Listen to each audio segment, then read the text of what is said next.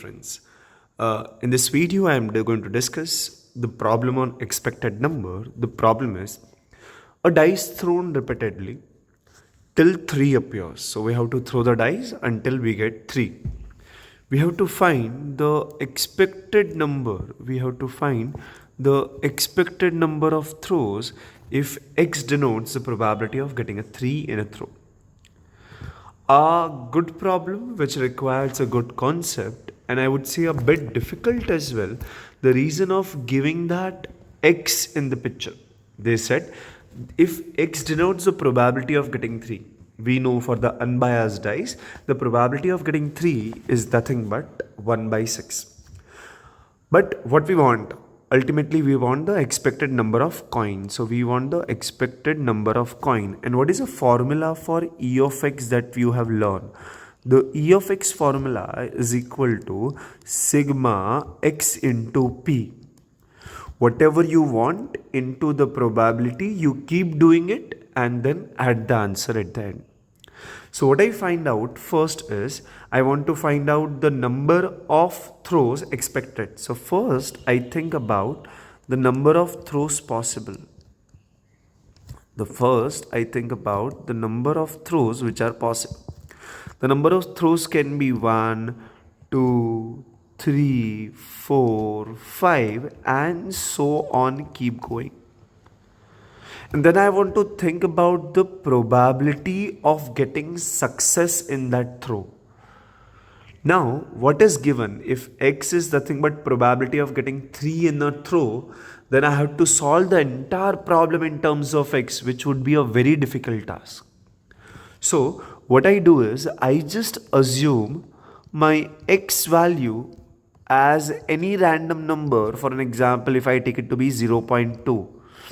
Since it is a probability, it should be between 0 and 1. So I am taking any random number for x, I am assuming it to be 0.2. So what is the chance of getting 3 in my first throw? So I will say it is only 0.2 by my assumption. Now if I say what is the chance of getting 2 in the second throw? So if I want the 3 in the second throw, first thing is I should not get 3 in the first throw, right? So what I find out, for the first throw I should not get 3, so for that it is 0.8, right? So I'm not getting 3 in the first throw, and after that, and I should get 3 in the second throw, so then I should get a 3, so it is 0.2 now. Similarly, for the third throw, I should not get 3 in the first throw, so it is 0.8.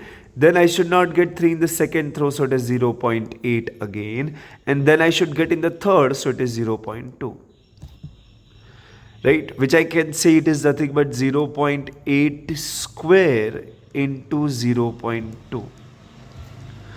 Similarly, if I want to write for the fourth turn, what I now find out it, I should not get 3 in the first 3 throws. So it is like I'm going to get 0.8 cube, since I don't want it in the first 3, and then in the fourth I want, so it is into 0.2, right? Similarly, for the fifth, I will say it is going to be 0.8 raised to 4, because I don't want 4 times. On the fifth time I want, so it is 0.2. So this is the way in which you can get to the answer of probabilities. But what I want expectation. So expectation is nothing but we have to multiply x into p. So first is nothing but 1 into 0.2. So it is 1 into 0.2 plus second is 2 into 0.8 into 0.2. Then third is nothing but 3 into, I am just multiplying these values. I have to multiply them and add them, right? So it is 3 into 0.8 square into 0.2. Then it is 4 into 0.8 cube into 0.2, and so on we have till infinity.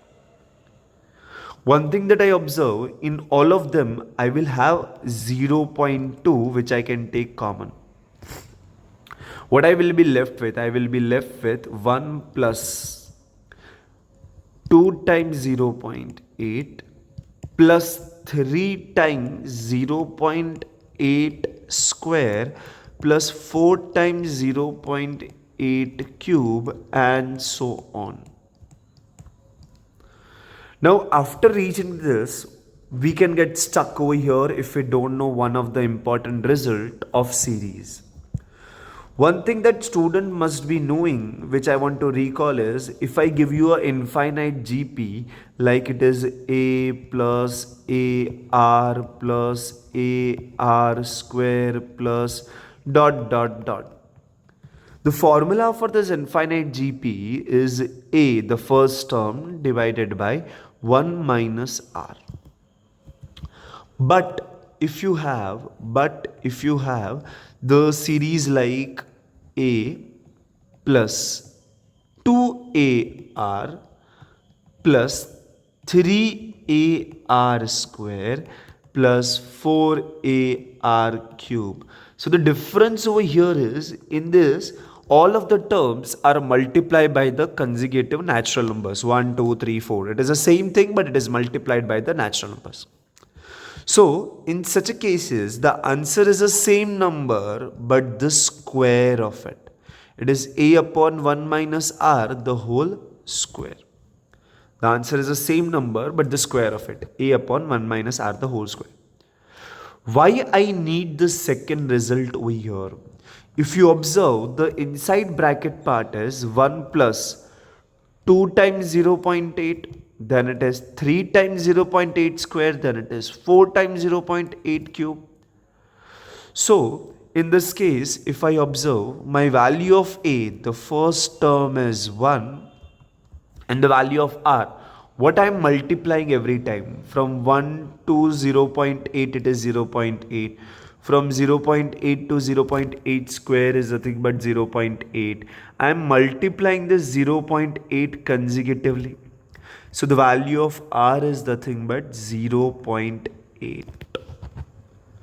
So what I get ultimately my e of x as, by the formula of, first of all, this 0.2 as it is, right? So 0.2 as it is, and after that, by the formula of this, if I say a is 1, by the formula of a by 1 minus r the whole square, what I get is 0.2 into, on the place of 1 I have 1 minus 1 by r value is 0.8, so I write 0.8 the whole square.